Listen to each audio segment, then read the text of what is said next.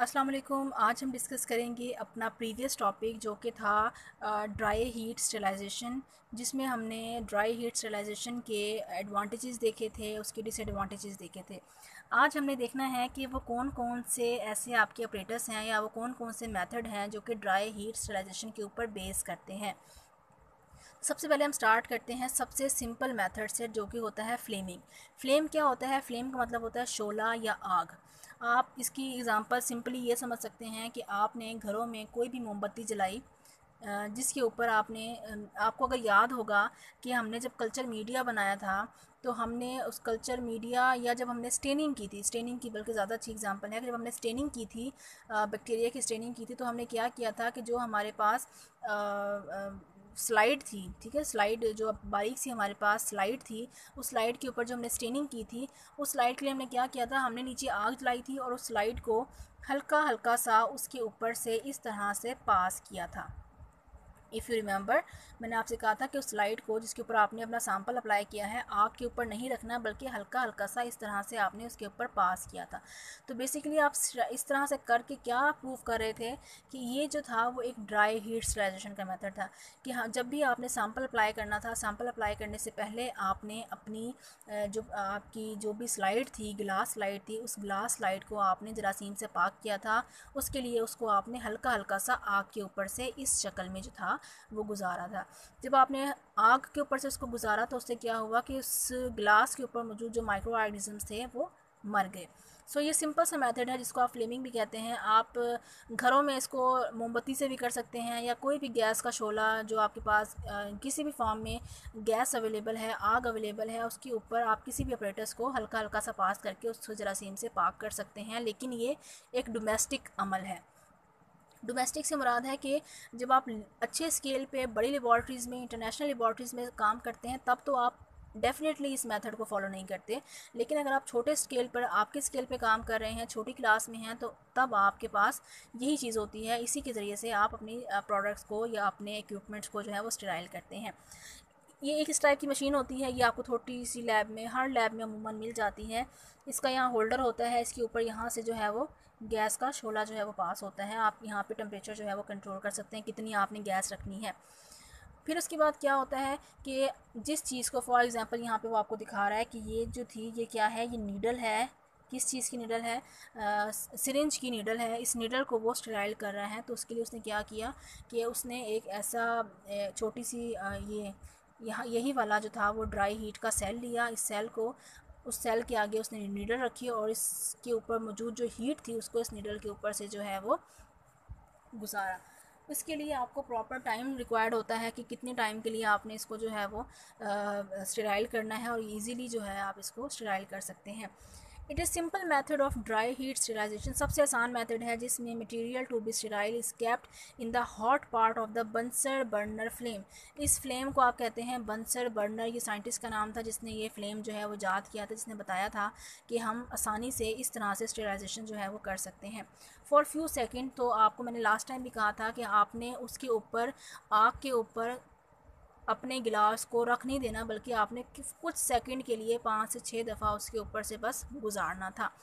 And the process is repeated several time. और आप multiple time, 5 दफ़ा, 10 दफ़ा जब आप उसके ऊपर से गुजारेंगे तो वो जरासीम से पाक हो जाएगी, जो भी आपका ऑपरेटर्स है, जो भी आपका प्रोडक्ट है। And the process is repeated several time. और आपने इस मेथड को कई दफ़ा जो है वो अप्लाई करना है। This method is generally use for those article which are to be use immediately. ये आप मोस्टली जो मेथड है ये आप उन चीज़ों के ऊपर इस्तेमाल करते हैं, वो चीज़ें जो कि आपने लैब के अंदर या आपने हॉस्पिटल के अंदर फ़ौरी तौर पर इस्तेमाल करनी है। जैसे कि फोर्सेप्स हो गए। फोर्सेप्स क्या हो गए? फोर्सेप्स को आप कह सकते हैं होल्डर्स। होल्डर्स क्या होते हैं? फॉर एग्जांपल आपने किसी का पेट कट किया है, पेट कट करने के बाद आपने अंदर से कोई भी उसको ऑपरेट करना है, कुछ भी लेयर्स निकालनी है, तो जो आपने कट किया है, फोर्सेप्स क्या करते हैं? फोर्सेप्स पेट की जो आपने कट लगाया है, फॉर एग्जांपल ये कट है, अब फोर्सेप्स क्या करेंगे? जो आपकी बॉडी का हाफ हिस्सा है, जो कट के इधर वाला हिस्सा है, इसको इस तरफ फोल्ड करने के काम आते हैं और बॉडी के इस वाले हिस्से को इस तरफ फोल्ड करने के काम आते हैं, यानी ये आपकी बॉडी को खोल के दिखाने के काम आते हैं। यानी अगर ये आपकी बॉडी है, यहाँ पे आपको कट लग जाए तो फोर्सेप्स क्या करेंगे, ये खाल को यहाँ पे खींच लेगा एक, और दूसरा फोर्सेप्स जो है वो इसको इस तरफ खींच के इसको ओपन कर देगा, ताकि अंदर मौजूद जो भी इन्फेक्शन है उसको देखा जा सके और उसको ट्रीट किया जा सके। तो फोर्सेप्स किस काम आते हैं, आपकी खाल को, आपकी बॉडी को होल्ड करने के काम आते हैं।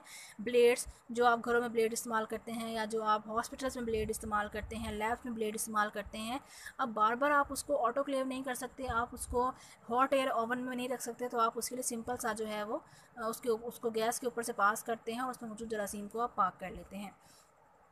इसके अलावा नाइफ्स क्या होती हैं, जो आप छुरियाँ इस्तेमाल करते हैं डाइसेक्शन के लिए, एनिमल की डाइसेक्शन के लिए या किसी भी केमिकल को कट करने के लिए जो छुरी इस्तेमाल करते हैं। जो आप नीडल्स इस्तेमाल करते हैं, नीडल्स की उसने एग्जांपल आपको यहाँ दिखा भी दी है। इसके अलावा वायर लूप्स, ये वायर लूप्स क्या होते हैं, जो आप तारें इस्तेमाल करते हैं मुख्तलिफ़ चीज़ों को बाइंड करने के लिए, चीज़ों को जोड़ने के लिए।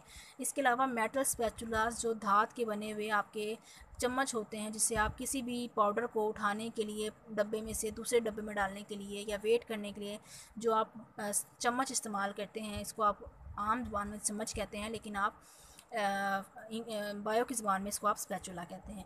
इन तमाम चीज़ों को अगर आपने स्टेराइल करना है तो सबसे सिंपल मेथड क्या होता है कि आग जलाएं या मोमबत्ती जलाएं और उसके ऊपर उसको 2-4 दफ़ा पास करके आप उसको जरासीम से पाक कर सकते हैं।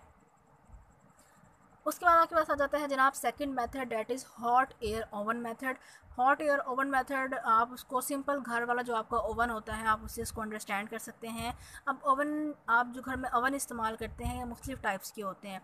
दो तरह के आपके पास ओवन होते हैं। एक वो ओवन होता है जिसमें आपके पास क्या होता है कि उसके अंदर जो है वो इलेक्ट्रिसिटी, जब आप उसको स्विच लगाते हैं तो उसके अंदर इलेक्ट्रिसिटी की वजह से करंट जनरेट होता है, जिसकी वजह से अंदर जो है वो एक एयर प्रोड्यूस होती है। ये एयर क्या करती है, आपके जो भी आप उसके अंदर प्रोडक्ट रखते हैं उस प्रोडक्ट को जरासीम से पाक कर देती है। जो एयर उसके अंदर जनरेट होती है वो एयर कहाँ, ये आपको डायग्राम दिखाई गई है, ठीक है। इसमें क्या होता है कि ये जो ऊपर वाली बॉडी होती है, इस ऊपर वाली बॉडी के ऊपर एयर के इनके पास पॉकेट्स होती हैं। जब आप स्विच लगाते हैं, करंट पास होता है तो इन पॉकेट्स में से एयर जो है वो रिलीज़ होती है। ये एयर वो एयर होती है जिसकी, क्योंकि ये ड्राई एयर होती है, ये ड्राई एयर आपने सपोज़ यहाँ पे अपना मटेरियल रखा हुआ है, ये ड्राई एयर जो है जब इस मटेरियल के अंदर से पास होती है, क्यों पास होती है, क्योंकि आपको पता है कि फोर्स ऑफ ग्रेविटी होती है, कशिश शकल होती है, जो कि एयर को कहाँ खींचती है, ज़मीन की तरफ, नीचे की तरफ, और इस ज़मीन के ऊपर आपने अपना प्रोडक्ट रखा हुआ होता है। तो जब ये एयर इस प्रोडक्ट के अंदर से गुजरती है तो इसको साफ़ कर देती है, जरासीम से पाक कर देती है। टाइम और टेम्परेचर यहाँ पे नहीं मेंशन, तो आपके लिए याद करना ज़रूरी नहीं है, ठीक है जी। एक तो ये हो गया कि ऊपर से एयर निकलती है, ग्रेविटी की वजह से वो एयर नीचे जाती है और आपके प्रोडक्ट जो नीचे रखा हुआ है उसको जरासीम से पाक कर देती है। जो आजकल ये पुराना ओवन है, यानी पुराने वक्तों में इस तरह का ओवन इस्तेमाल होता था। आज के दौर में क्या होता है कि आज के दौर में जो आपके पास ओवन इस्तेमाल होते हैं उनके अंदर फ़ैन्स लगे हुए होते हैं, ठीक है जी। फ़ैन्स क्या करते हैं कि जब आप स्विच लगाते हैं तो पॉकेट्स में से एयर रिलीज़ होती है। ये फ़ैन लगा हुआ होता है साइड पे। फ़ैन क्या करता है, उस हवा को चारों तरफ फैला देता है, ठीक है, चारों तरफ फैला देता है। लिहाजा हवा ना सिर्फ नीचे की तरफ होती है बल्कि हवा ऊपर की तरफ आपके पास एटमॉस्फेयर के अंदर भी मौजूद होती है, जिसकी वजह से आप यहाँ पे रख दें प्रोडक्ट को, कोने में रख दें, कहीं भी आप प्रोडक्ट को रख दें, इक्वली हर जगह पे जो प्रोडक्ट होता है वो इक्वली जरासीम से पाक होता है। उसमें बस फ़र्क क्या होता है कि जो पहले वाले थे उसके अंदर फ़ैन नहीं लगा होता था, उसमें जो भी एयर होती थी वो डायरेक्टली फ़ोर्स की वजह से, ज़मीन की फ़ोर्स की वजह से वो नीचे आती थी। जबकि जो आजकल के आपके जो हॉट एयर ओवन हैं उनके अंदर फ़ैन लगा हुआ होता है, जो कि हवा जो यहाँ से जनरेट होती है उसको पूरे के पूरे आपके जो ओवन है उसके अंदर सर्कुलेट करते हैं, जिसकी वजह से हवा जो है वो चारों तरफ पहुँच जाती है। सो ये उन्होंने दोनों जो हैं बताए हुए हैं कि पहला वाला वो है जो मैंने आपको पहले बताया है बगैर फ़ैन का, और दूसरा वाला आपका वो है जो कि मैंने फ़ैन के साथ बताया है।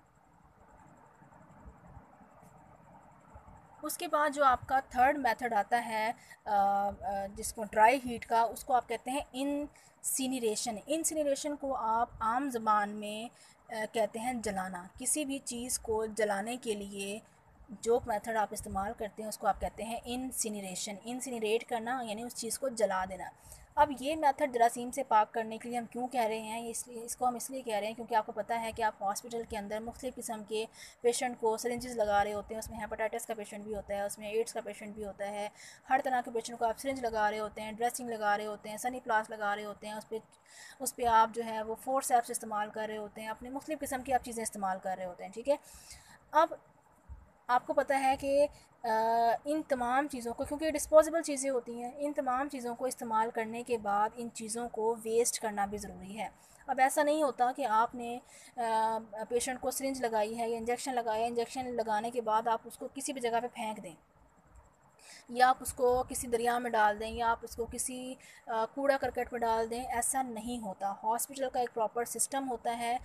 तमाम का तमाम प्रोडक्ट जो कि हॉस्पिटल के अंदर इस्तेमाल होता है वो हॉस्पिटल के अंदर ही जलाया जाता है, उसको बाहर नहीं ला सकते आप हॉस्पिटल के, ताकि जो जरासीम है उस प्रोडक्ट के अंदर मौजूद है, तमाम प्रोडक्ट्स के अंदर मौजूद, इवन जो ग्लव्स होते हैं, हर चीज़ जो डिस्पोजेबल है आपने उसको जलाना होता है। आप उसको हॉस्पिटल के इलाके से बाहर नहीं ला सकते, हॉस्पिटल की हदूद के अंदर आपने उसको ख़त्म करना होता है उन जरासीमों को। तो उसके लिए क्या होता है कि हर हॉस्पिटल के अंदर, चाहे आपका DHQ है, चाहे आपका THQ है, इन तमाम हॉस्पिटल्स के अंदर इंसिनरेटर्स मौजूद होते हैं। इंसिनरेटर्स क्या हैं? ये इस तरह की मशीन्स होती हैं जो आपके पास छोटी लैब्स होती हैं, उनमें आपके, क्योंकि आपने कम काम करना होता है, थोड़ा बहुत आपके पास आइटम्स होते हैं जिसको आपने डिस्पोज ऑफ करना होता है, जलाना होता है, तो ये छोटा इंसिनरेटर है। लेकिन जब आप DHQs की बात करते हैं, THQs की बात करते हैं, ये इंटरनेशनल आपकी जो लैब्स होती हैं आप उनकी बात करते हैं, तो वहाँ पे आपने क्योंकि बल्क में हर चीज़ बनानी होती है, तो आपके पास जो वेस्ट प्रोडक्ट होता है वो भी बल्क में होता है। तो उस केस में आपके पास बहुत बड़े बड़े इंसिनरेटर्स मौजूद होते हैं, जो कि आप इस तरह से अंडरस्टैंड कर सकते हैं कि उनका साइज़ एक एक कमरे के बराबर होता है। जितना आपका क्लासरूम है उस साइज़ के इंसिनरेटर्स जो हैं वो अच्छी कंपनीज़ के पास, अच्छी फार्मास्यूटिकल इंडस्ट्रीज़ के पास और अच्छे हॉस्पिटल्स के पास मौजूद होते हैं, जिसमें क्या करते हैं कि आपका जो सारा, इतनी बड़ी बड़ी मशीनरी होती हैं जिसमें आपका सारा जो भी हॉस्पिटल का वेस्ट होता है डेली बेसिस का या वीकली बेसिस का, उसको उस मशीन के अंदर रखा जाता है और एक ख़ास टेम्परेचर पर उसको जो है वो जलाया जाता है। उसको क्या होता है कि तमाम जो भी जरासीम होते हैं या जो भी उसके अंदर कंटेमिनेशन होती है वो सारी की सारी कंटेमिनेशन राख में कन्वर्ट हो जाती है। वो सारे के सारे सिरिंजेस, वो सारे के सारे आपकी बैंडेजेस, वो सारे के सारे सनी प्लास या जो भी आपने ग्लव्स इस्तेमाल किए हैं, वो सब के सब जो कि एक बड़े कंटेनर की शक्ल में एक हफ़्ते के अंदर हॉस्पिटल के अंदर जमा हुए हैं, वो सारे के सारे एक बोरी राख के अंदर कन्वर्ट हो जाते हैं। फिर उस राख को आप ज़मीन के अंदर कहीं पर भी दफना देते हैं। ठीक है, ताकि इस तरह से आपका एक तो एनवायरनमेंट भी ख़राब नहीं होता, ये एनवायरनमेंट फ्रेंडली होते हैं, इससे धुआं एक नहीं निकलता। लोग इसके साथ इस तरह के जो आपके डिस्पोजेबल चीज़ें होती हैं, कंटेमिनेटेड चीज़ें होती हैं, लोग इसके साथ कांटेक्ट में नहीं आते, जिसकी वजह से बहुत सारी बीमारियां जो हैं वो होने से बच जाती हैं। सो इंसिनरेटर्स किस लिए काम आते हैं? चीज़ों को जलाने के काम आते हैं। कौन सी चीज़ें?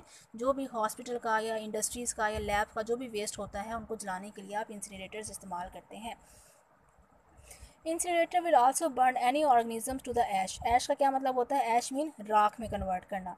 It is use to sanitize medical and other biohazards. Biohazards का क्या मतलब होता है? नुकसानदेह चीज़ें, ऐसे केमिकल्स, ऐसे प्रोडक्ट जो कि आपने इस्तेमाल कर लिए हैं, इस्तेमाल करने के बाद उन पर जरासीम आ गए हैं, उसके बाद आपने वो आपके लिए बायोहैज़र्ड्स हो गए हैं, यानी कि वो आपकी ज़िंदगी के लिए नुकसानदेह हो गए हैं।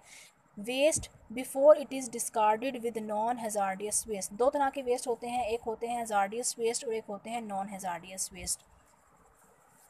हेजार्डियस वेस्ट वो आपके वेस्ट होते हैं, वो फालतू चीज़ें होती हैं, जैसे कि सिरिंज वगैरह हो गई जो किसी भी पेशेंट को लग सकती हैं। आपको नहीं पता कि कौन सी सिरिंज किस पेशेंट को लगी है। अगर गलती से किसी बच्चे ने उठा ली, किसी जानवर के लग गई है, कुछ भी हो गया, बाहर आपने फेंकी, तो उससे कंटेमिनेशन हो सकती है, किसी की जान जा सकती है। तो इसको आप कहते हैं hazardous waste. Non hazardous waste क्या होते हैं? जैसे कि आप कह सकते हैं दवाइयों के पत्ते हो गए, ये भी आपने वेस्ट में आते हैं। या आपके पास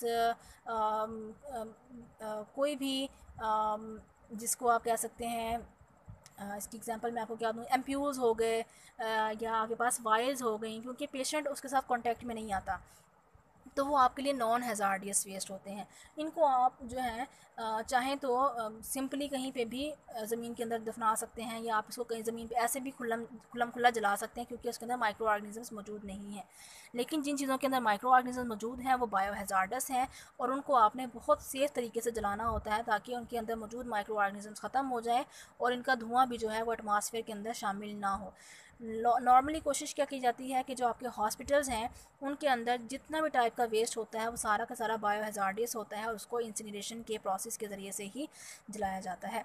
तो ये था आपका फ़िज़िकल मेथड ऑफ हीटिंग, जिसमें हमने ड्राई मेथड, एक जो मेथड था वो हमने कंप्लीट कर लिया। नेक्स्ट लेक्चर में हम इसका नेक्स्ट मेथड पढ़ेंगे, जो कि है मॉइस्ट हीट स्टरलाइजेशन।